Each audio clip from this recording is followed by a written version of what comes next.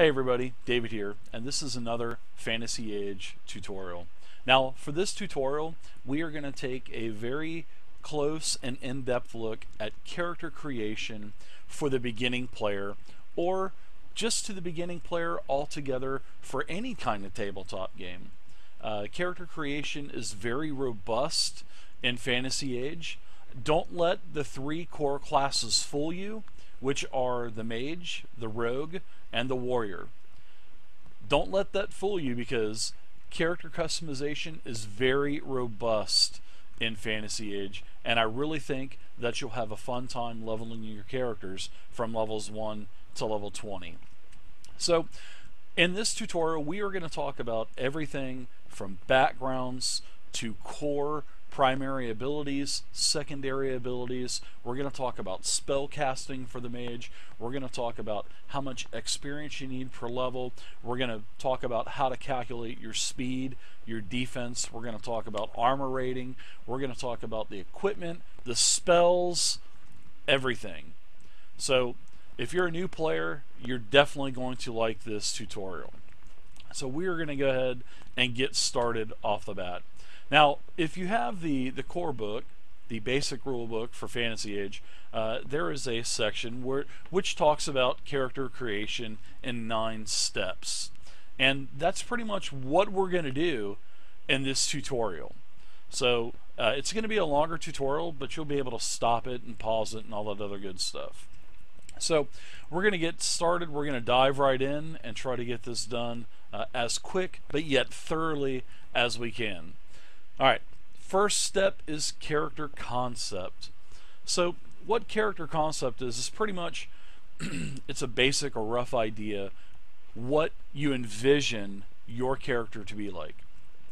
So saying that I'm going to be playing a mage, and I know a little bit about Fantasy Age already, I want my mage to be a very I don't want to have all my chips in one table for magic.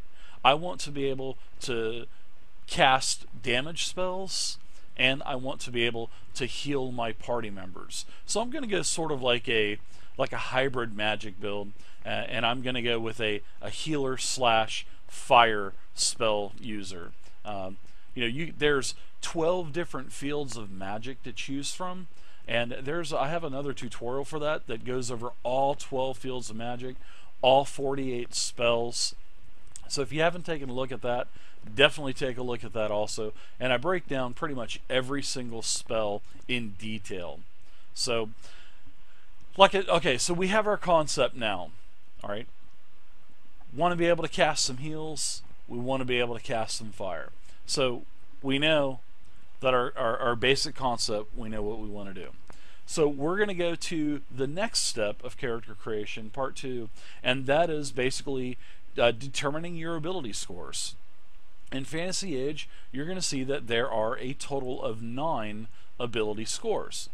Most traditional tabletop games like D&D Pathfinder, they usually have 6, but Fantasy Age is a little bit more robust for character creation, and there's 9 stats. So they're accuracy, communication, constitution, dexterity, fighting, intelligence, perception, strength, and willpower.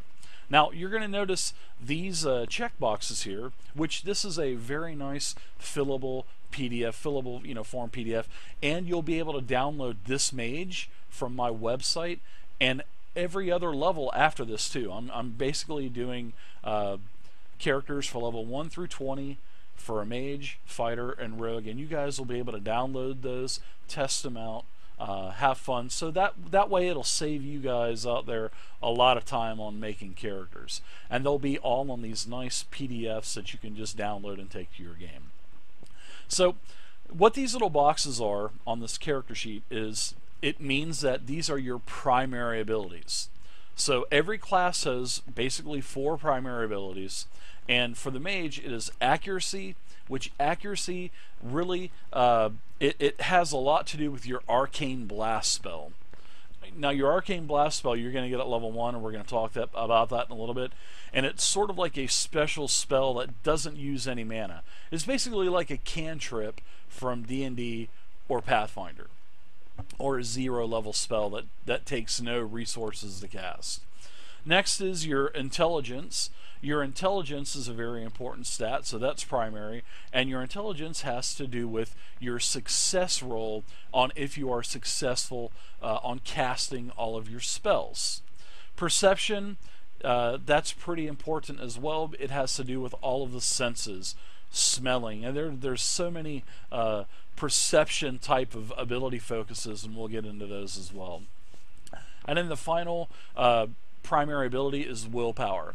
And willpower is basically the target number that some of your spells you're going to cast on someone. So it's a multi-step process for casting spells. Sometimes in Fantasy Age. Now every spell you're going to have to cast a success roll. If you are successful, then your spell goes off. If your spell is not successful, you still lose your mana points or your spell points or magic points, whatever you want to call them, and your spell is not successful. But if it is successful, some spells will make you do, basically, it'll make that person that you're casting on or the creature that you're casting on do sort of like a contest roll against your willpower.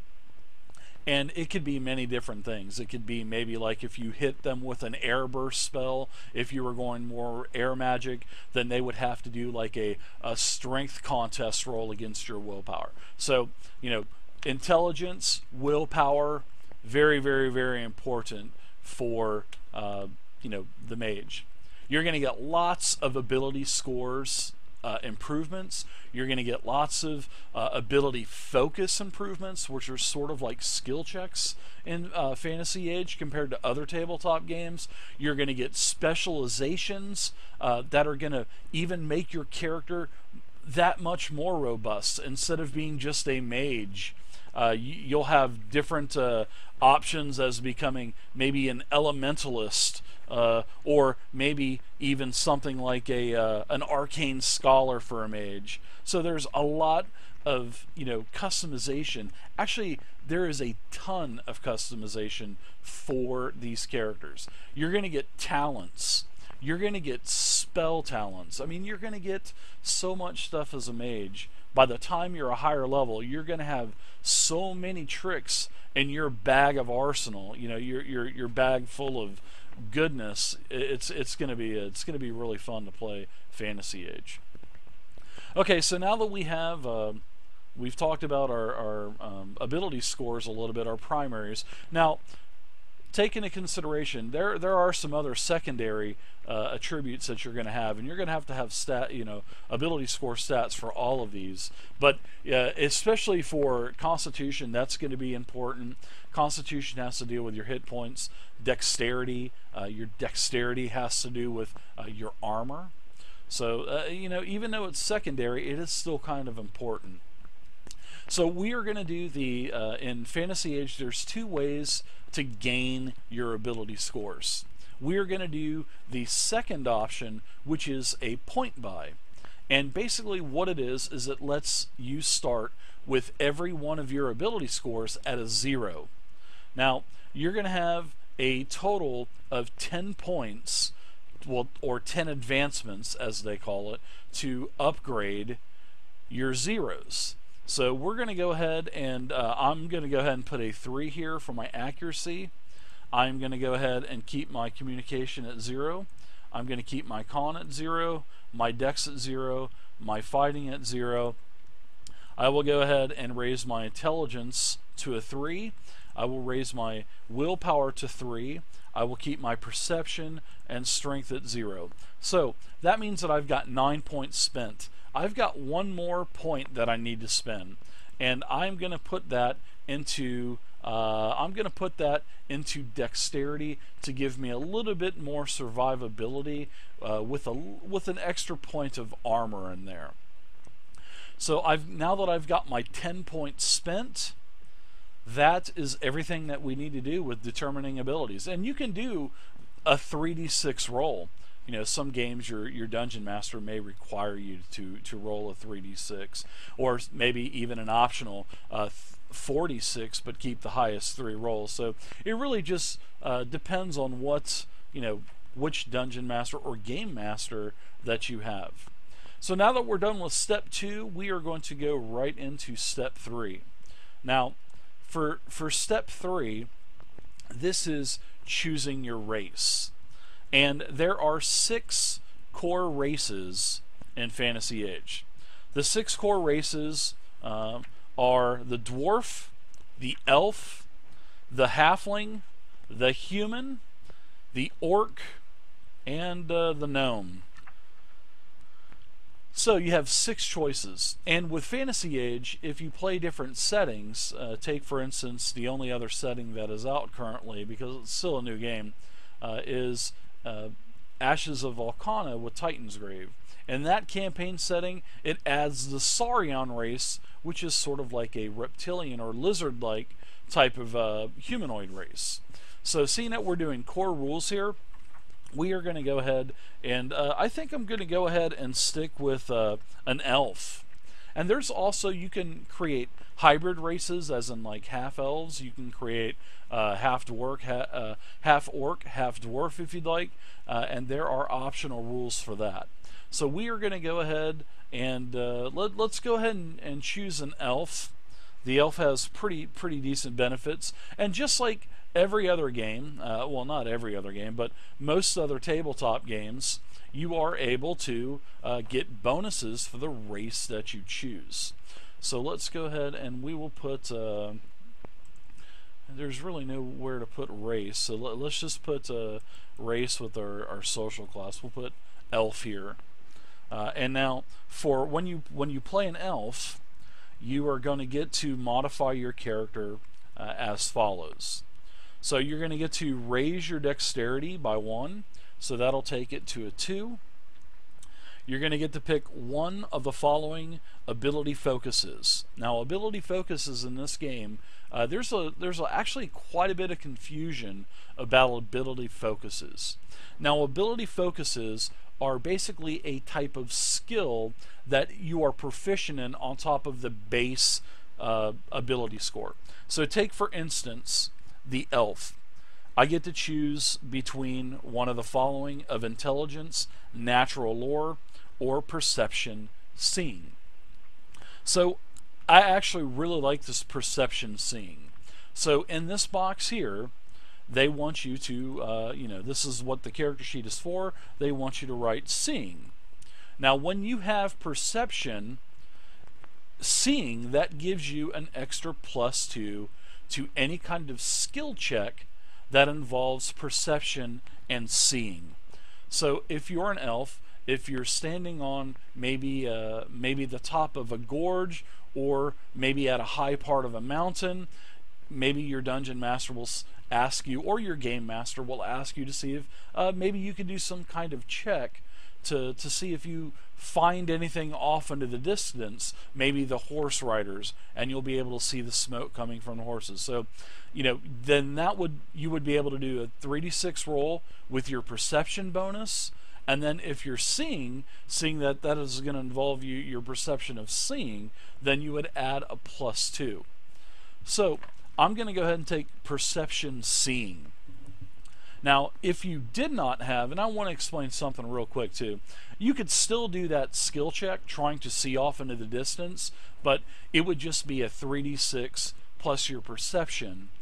But seeing that I have seeing, I'll get a bonus for that, and which is really nice. So there you go. We've got our perception seeing. So now we've got a couple other things that pertain with our elf being an elf. First off, we get dark sight, which dark sight allows us to see up to 20 yards in darkness without a light source. Sight of 20 yards in darkness without light source. Very nice. Next, as an elf, we're going to go ahead and calculate our speed now. So Our starting speed is going to be equal to 12 plus our dexterity, which is a 2, which is going to give us a really quick 14. And then later on, once we get our equipment, if there's any kind of armor penalties, we'll take that off, deduct it off of the 14. So as for languages, we're going to be able to speak and read Elven and Common. So let's put Elven and Common languages.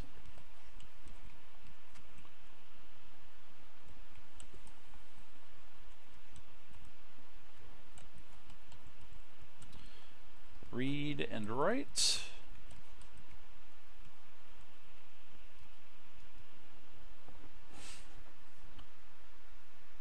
Yeah, so you can basically read. Yeah, you can basically read and speak. Alright. Hopefully you'd be able to speak if you could read. Alright, so there we go. Now, there's also, for every race, there is a sort of like a benefits table, and you get to roll twice on this. Well, there's actually an option. You can do a point by type of system, or you can do a just roll a 2d6. I've got a couple 6-sideds here. I'm going to go ahead and roll those really quick.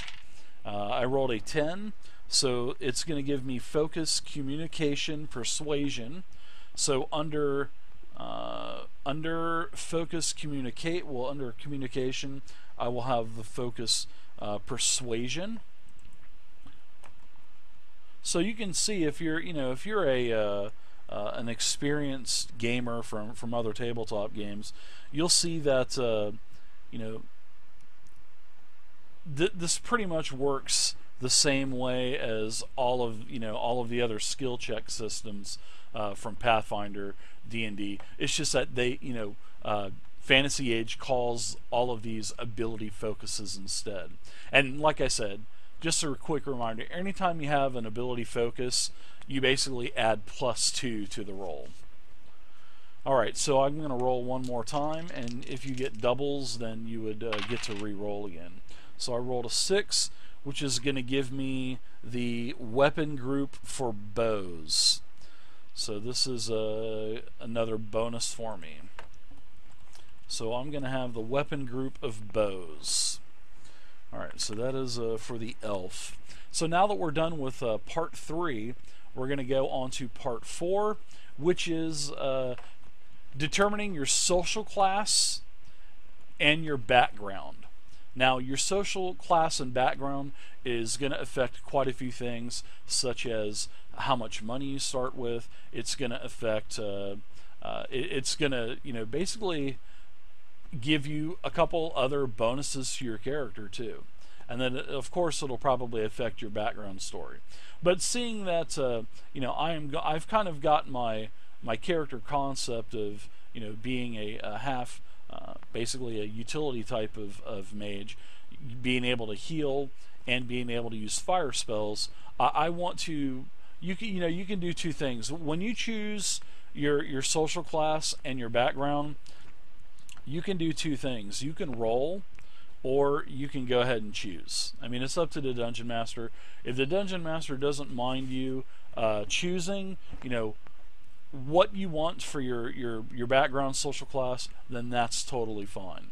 Now, in Fantasy Age, there are 4 different social classes, and they are Outsider, Lower Class, Middle Class, and Upper Class. And for every one of those social classes, there are 6 different backgrounds that go with each one. So I want to go with an upper class. I've looked through all of the social classes and all of the backgrounds for each social class. So I wanted to go with an upper class because I wanted to be a scholar. And the scholar is part of the upper class, and the scholar is basically when lords, generals, and politicians have questions, they come to you. You've studied extensively, and if you do not know an answer to a question, you can lightly find someone else or a book that possesses the answer. Others may change the course of history, but you're the one who will tell them how to do it. So, as being a mage and studying both arts of fire and of healing, I figured the upper class scholar would be a good choice because of all of the, all of the studying of books that my character would have done to get to this point. So for social class, I'm going to be an elf, and I will be upper class. For my background, I'm going to be a scholar. All right. And now for your background, you're going to get to, choose a focus.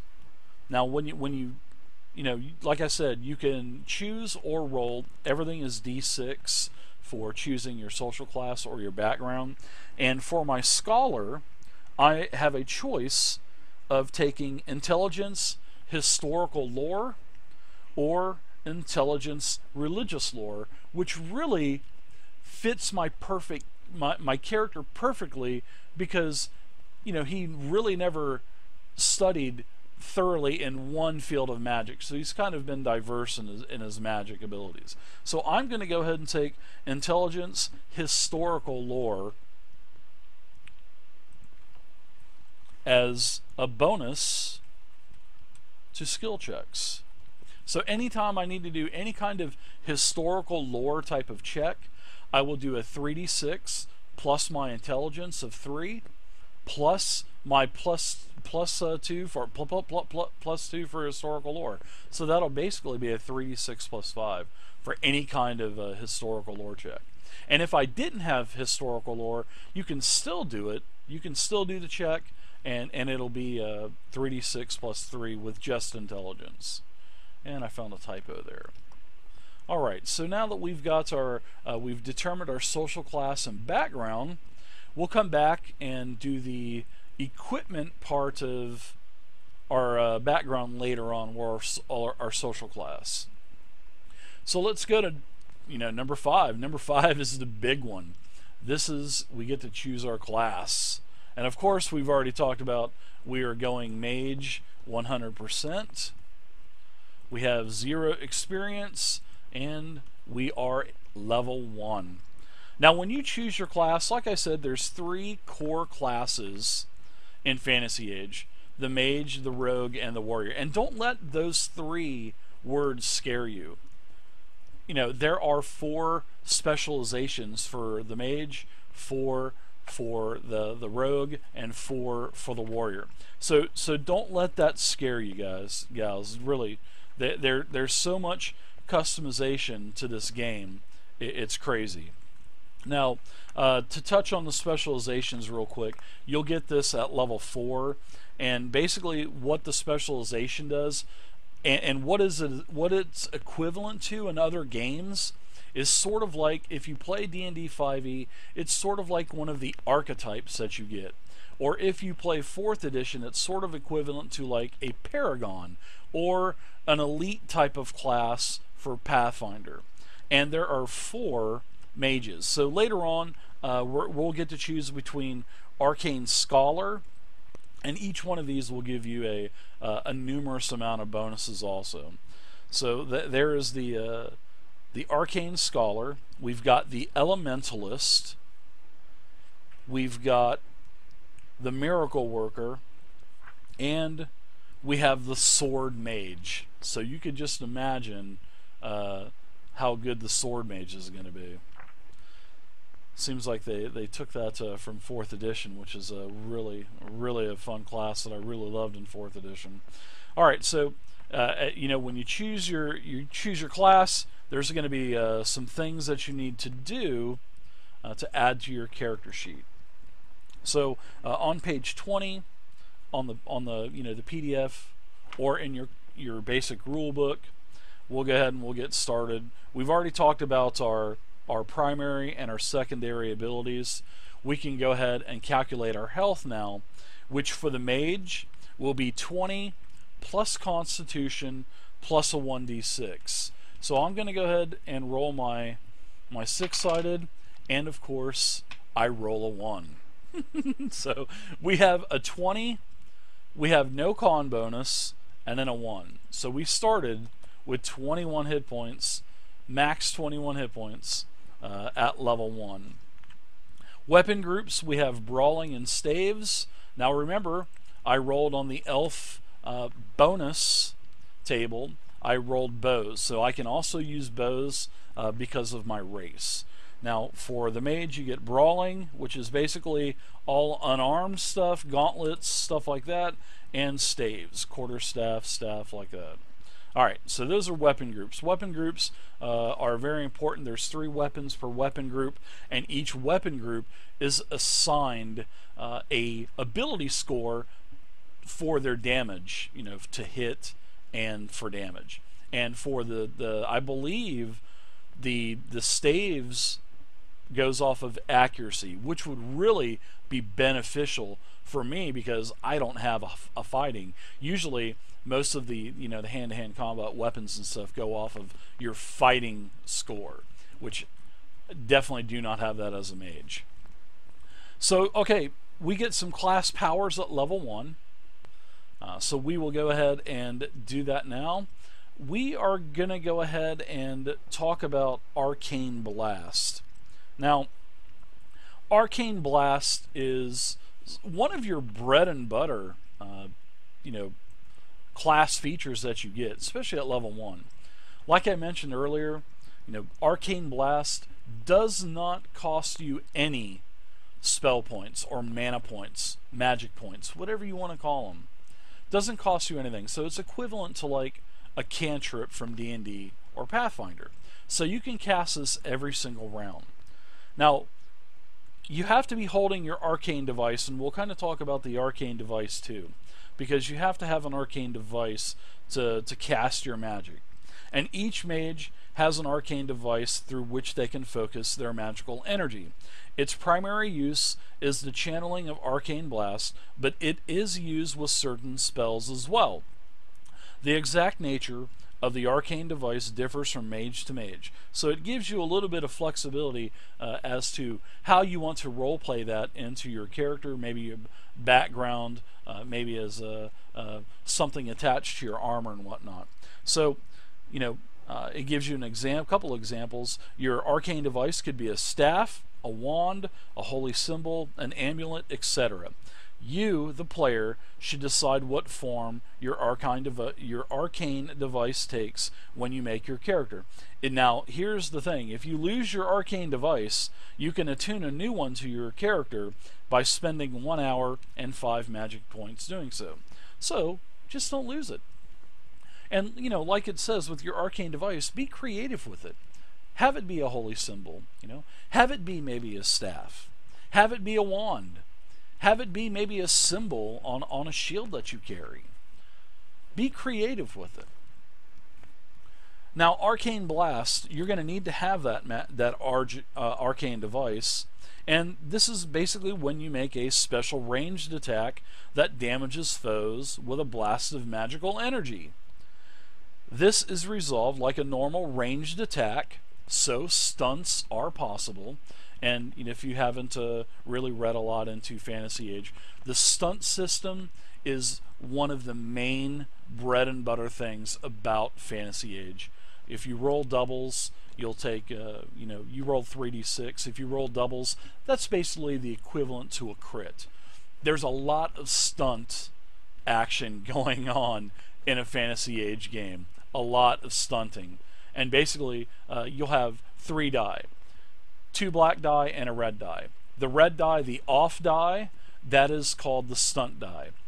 And if you roll doubles on any of those, so if you rolled we'll say that you rolled triple sixes.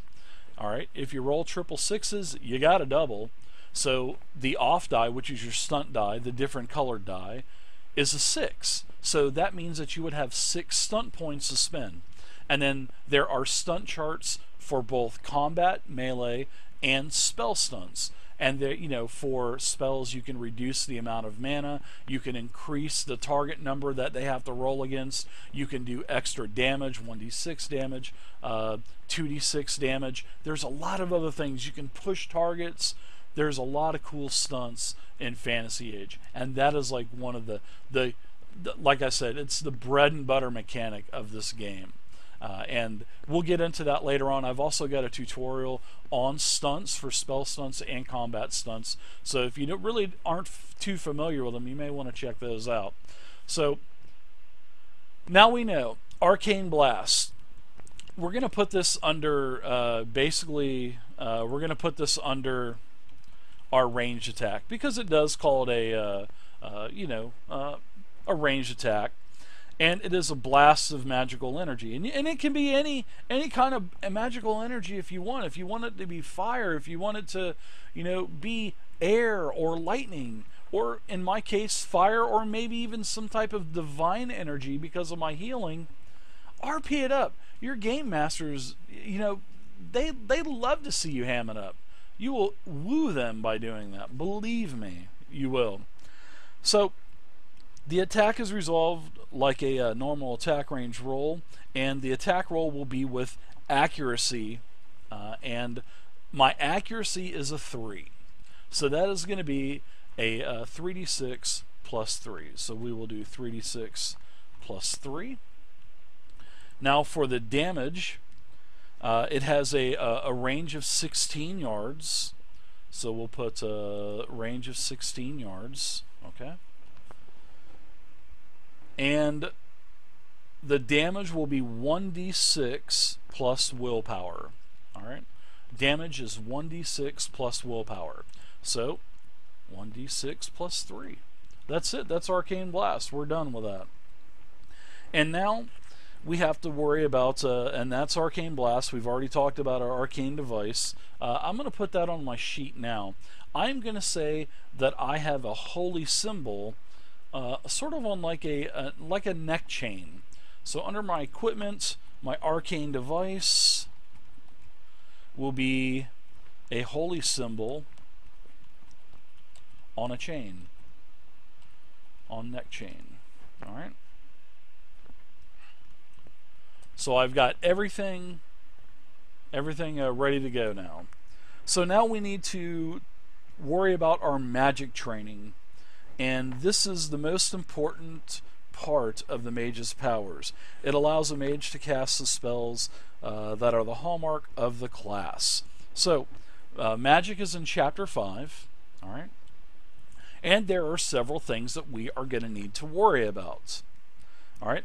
The first thing we are going to need to worry about is determining our magic points, or, mana. Now, we are going to start with a number of magic points equal to 10 plus willpower plus 1d6. 10 plus willpower plus 1d6. So let's roll a 6-sided again, which I rolled another 1. So 10 plus willpower. My willpower is 3. So we will have a total of 14 mana points at first level. Easy enough, right? So now, after we've got our magic points, you can also regain them at a 1d6 for gaining your magic back. Let's see, for every hour, I believe it is. Yeah, there it is right there. Every hour, 1d6 plus willpower that you get back. And if you have 8 hours of uninterrupted rest, then you'll get back all of your magic points. So the next thing we need to worry about is our, let's see. Oh, and every level you'll also gain more. From levels 2 to 10, you'll gain willpower from 1d6 magic points plus willpower, and then from levels 11 to 20, you'll only gain your willpower bonus. And the same thing goes with hit points too. You'll do 1d6 plus your constitution from 2 to 10, and then from 11 and up, your hit points will only be from your constitution. So you're definitely going to want to bump up the constitution a little bit, because there's a possibility from 11 and up you won't get a single hit point from there on out, which probably wouldn't be good. So let's go ahead and figure out our spell power now. All right, our spell power. Remember, our spell power is basically, after making a successful check, some spells are going to have a sort of like an arcanic contest. And this is basically a test versus your spell power. Sort of like your DC, your spell DC in D&D 5e if you're familiar with this game. So your spell power is going to be 10 plus your willpower plus any other type of arcana focus that you have, like maybe intelligence, you know, whatever your field of magic is. So you would have to adjust your number a little bit there, but that's no problem. It's definitely worth it, and I totally recommend everybody doing that with all the fields of magic that you're going to be casting spells with, because the higher number your spell power number is, the harder it is for the creature or the other players to cast against you. So we're going to go ahead and go 10 plus willpower, and we don't have any kind of arcanic focus yet, so we have a 13. Now you're also going to have to, you know, worry about being successful on casting spells, and unfortunately it doesn't give you that here, so I'm going to write that in the spell section here for, you know, basically your successful cast roll, and we'll call it the casting success roll, because every single spell in Fantasy Age, excluding Arcane Blast, has a target number that you have to be successful for casting.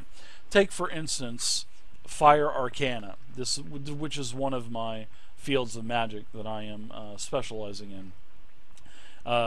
I start at Novice, so I will gain 2 spells. I'll gain Arcane Lantern and Flame Blast. Now if I want to use Flame Blast, I have to do a successful target number 12 roll. So I would literally have to roll a successful 12 for my spell to go off. If it's successful, then, you know, the spell proceeds. If it's not successful, I lose the magic points, the mana points, and that's basically it. So let's figure out the casting success roll number that we have to have, which is going to be a 3d6 plus intelligence. So it is 3d6 plus a 3 intelligence, and then, you know, like I said, any other arcane focuses, whatnot, meaning, you know, intelligence, arcane healing, or arcane fire. So that's pretty much how that, and if you had that, it works just like a skill check. You would add that +2 bonus in there. But seeing that we don't have that, I'm going to put that +0 there, just to remind us that it will just be a 3d6 +3 bonus. Alright, so now that we've got that figured out, we need to pick our 2 fields of magic. Alright, and like I've already talked about, we're going to be going with the Fire Arcana, and we start at Novice, okay? And there's 3 levels to Fire Arcana, and they are Novice, Journeyman, and Master. So for Novice, we get to learn the spells Arcane Lantern and Fire Blast. So we'll put Arcane Lantern. There's really not a lot of room here, which is kind of unfortunate, but it is a one-sheet character sheet, you know, one-page character sheet. So I do see what they were trying to do, but I would have rather had another page for spells that we could put all of the relevant information that we would need, meaning your, you know, damage, your, you know, any kind of, you know, contest roll against your spell power, your target number, the requirements for it, the type of attack it is, and stuff like that. So, but unfortunately, it doesn't do that. And the next Arcana that we're going to talk about is the Healing Arcana. So, as you can see, we start with a total of 4 spells, 2 from each Arcana, and also our Flame Bolt, our Arcane Blast. So really, we start with 5 spells. Now, Healing Arcana, we start with 2 spells. Healing Touch, and Revival. And we are novice there too.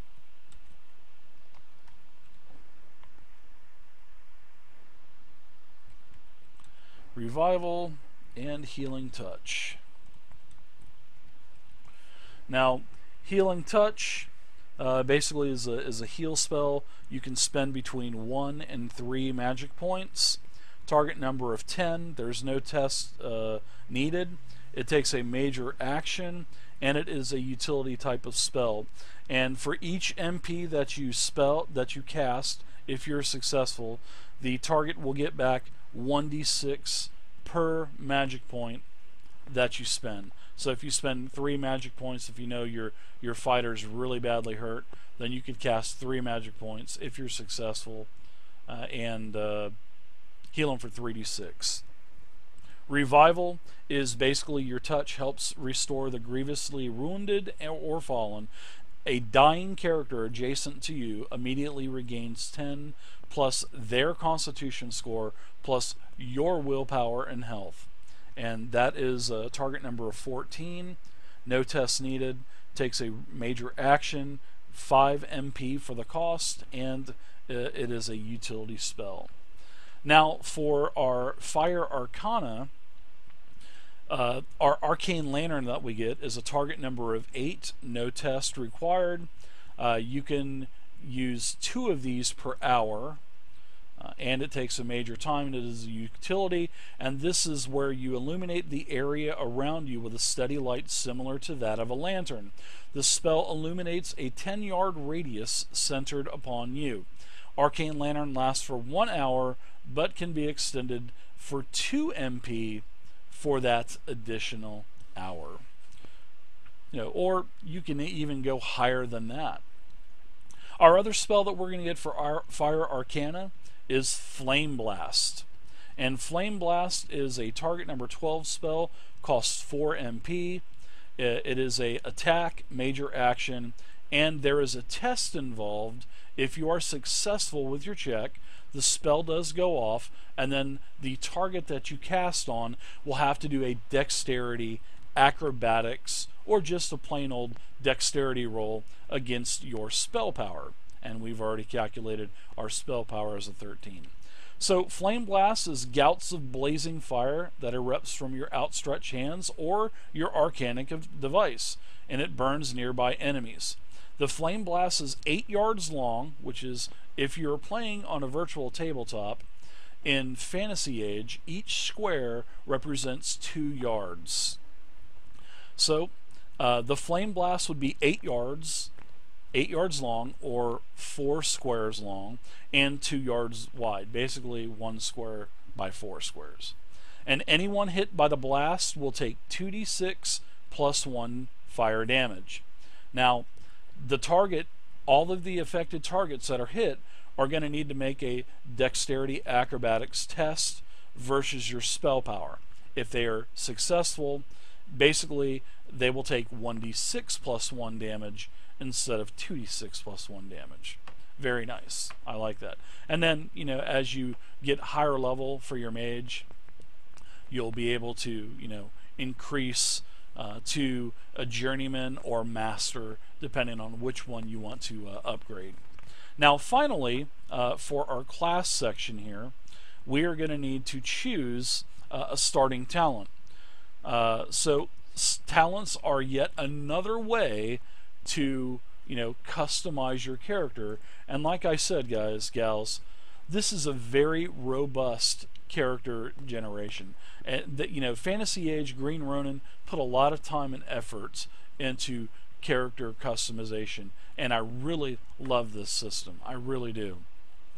So now we get a starting talent, and this means that we can become novice in one of the following talents. Chirurgy, which is sort of like healing, free healing. Linguistics, you can master other languages, or lore. And there are, which are different, there's historical lore, all kinds of different lores. So talents are basically more type of special class features that you can add. And there are a total of, I believe, 24 talents that you can choose from. But in this case, for the mage, you become a novice in one of the following. So we're going to take Chirurgy, that's for sure. And I will read to you what Chirurgy does really quick. Now, you start as a novice, and Chirurgy is basically the requirement that you're going to have is the, let's see, Intelligence Healing Focus. So I do not actually have that, so I'm not going to be able to take that. So we won't be able to take Chirurgy. So maybe we can go ahead and take Linguistics or Lore. So let's check out Linguistics. So there's always requirements on these talents. So Linguistics, the requirement is Mage, Rogue, Warrior. We satisfy that. And then Intelligence 1 or better. We do. So we're going to go ahead and take Linguistics. And yeah, that would be good. So let's type talent. And we're taking Linguistics. So you start as a novice, and this means that we can learn languages, rather easily. And when you learn a new language, you can both speak and read it. So let's see. As novice, you will learn an additional language from the following list: Elf, Dwarf, Gnome, Halfling, Orc, Human. So why don't we go with, let's go with Orc. So we're a novice, and then right above is our languages, and we'll put, we'll add Orc to that list. And then whenever we raise up Linguistics again, you'll get a Journeyman, and then you can add another language, and then Master, you'll learn pretty much 2 more of them. So that's you'll be very well versed in just about any language in the core rules, which is really nice. And I'm sure, depending on what setting, if there's any other races that your game masters added in, I'm sure that they'll probably go ahead and allow you to choose that race, that racial language also. So there we go. That's pretty much everything for the class. Our character sheet is looking pretty good. We are done with number 5 now. So number 6, we're going to do some starting equipment, and we're just going to start with the equipment in the book. Every class gets to start with equipment. We're not going to go into any kind of heavy buying or anything like that. So, there will be money on this character sheet anyway. So, if you download this sheet, and if you want to pick up any other equipment, you're going to have plenty of money because you're upper class anyway. So you're going to have plenty of starting money. Okay, so everybody gets a backpack. Everyone gets a traveler's garb. Everyone gets a water skin. And then if you're a mage, you get 1 weapon and an arcane device. I've already taken my arcane device, and for my weapon, which is in the equipment section, remember I am proficient with bows, brawling, and staves. Let's go with the staves because it is based off of accuracy, which I think would be a good thing to do. And we will go ahead and take, I'd like to take a Morning Star, but unfortunately I don't meet the minimum strength of 1 to wield the Morning Star. So I will go ahead and use a quarterstaff as my weapon of choice. All right. And this is based off of, like I said, this is based off of accuracy. And you can get, for accuracy, as a, later down the line, as you level up, every level you're going to get more focuses, more, ability points to put into your stats. But we'll go into that into the next video. You can take accuracy staves, and when you have accuracy staves, that'll give you an additional +2 to hit. So, but we don't have that right now. So our attack roll is just going to be a flat 3d6 plus accuracy, which is 3. Our damage, the damage for the quarterstaff is 1d6 plus 1, plus the +3. I believe that you add that in also. Let's double check that. that's a good thing that we do need to check out really quick. It'll be in the basic rules. Something that I probably should have looked up. Inflicting damage. Roll your weapon's damage and add your ability and any other relative modifiers such as talents and magic. So there you go. You would add that in. So we will add in the accuracy +1. That'll be 1d6 +4 for the quarterstaff. All right. So any other weapons and gear that we start with? I believe that we'll definitely get some starting money. So we're not a rogue, we're not a warrior. If you choose a bow or crossbow, you'll get, okay, we don't need to worry about that. Weapon, a shield, nothing. Alright, starting money. Wow, upper class. Seeing that I am upper class, I start with 100 plus 3d6 silver. I rolled 3d6. I rolled a 12. So I start with 112 silver. Wow, not too bad. Alright, so basically, if anybody downloads this, you can just, fill in the rest of the equipment that you would like to have. Alright, so we're done with number 6. Let's go to number 7, which is calculating your defenses. So, calculating your defenses, that is a 10 plus your dexterity plus any kind of shield bonus. We do not have a shield bonus, and the type of armor that we could use, you can use any type of armor. Yes, you could even use plate mail if you'd like as a mage. But if you do that, take into consideration that it is going to be very strenuous on you, and it costs you extra mana for every spell that you cast. Now, when you cast it, like we're just going to be in a simple, colorful robe, which basically has there is no strain at all on that. So our defense is going to be a total of 13. All right, so let's go to in fact, let's go to armor, and maybe I might buy something. Let's check it out.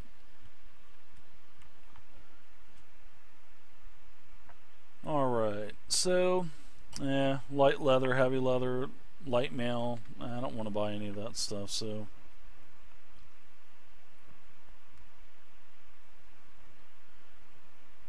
yeah. All right. So we're just going to stay in a simple robe. Well, actually, we're going to, let's see. We'll say, no, we'll go ahead and we'll put, sorry, I can't make up my mind. We're going to go ahead and go with light leather. We are going to go with light leather because I want to show you guys. Light leather isn't too bad, but you don't have to wear any armor if you don't want to. But I'm going to go with light leather. It has an armor rating of 3. And there's no armor penalty either. And it costs 15 silver. So I'm going to take, I'm going to have 97 silver left. Alright. Now, as you can see, my defense is calculated to 10 plus dex. Alright. So I have a total of a 12 defense. I'm sorry, I have a 12, not a 13. Alright. My armor rating is a 3. Basically how Fantasy Age works with armor rating is like this. If you take 7 damage, your armor rating is going to soak as much as it can. So if I get hit for 7, my armor rating is 3. That means that I really only take 4 damage. So 21 minus 4 would give me 17 health left. Alright. The heavier armor that you have, the more armor rating that there is. Now, In light leather, there's no penalty, so it's not going to affect my speed, thankfully. But the heavier armor that you get, up to heavy plate, will give you -5 to your speed. But there are ways to negate that with talents and whatnot. So just as light leather, I think light leather is going to be good. It does have a strain of 1. And what strain is this for a caster. When you are wearing basically just a robe, you're not penalized at all for any type of extra mana usage.